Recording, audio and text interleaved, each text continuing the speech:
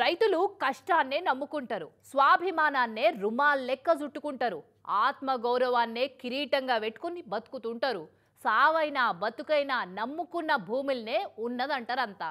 పాపం ఒకాడ బ్యాంకులో తీసుకున్న అప్పు కట్టాల్సిందే అని బ్యాంకోళ్ళు గట్టిగా అడిగేసరికి బ్యాంకులనే పురుగుల మందు తాగిండు ఓ రైతన్న. ఏం దారుణం అయిపోయే. అప్పు కట్టమని బ్యాంకోళ్ళు గట్టిగా అడిగినందుకు అదే బ్యాంకులో పురుగుల మందు తాగిండి రైతన్న.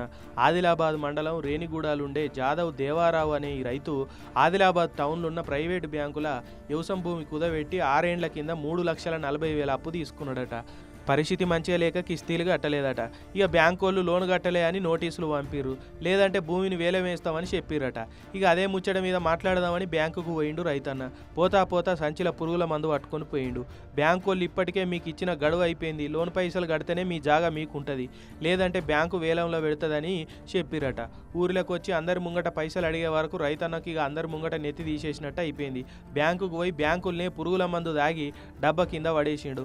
గప్పుడు సెక్యూరిటీ చూసి ఉరుకొచ్చిండు, కుర్చీలో కూర్చోబెట్టిండు.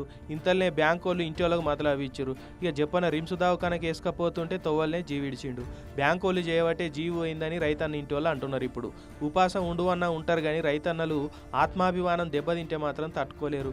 అందుకే ఇట్లా బలవంతంగా జీవి తీసుకుంటున్నారు.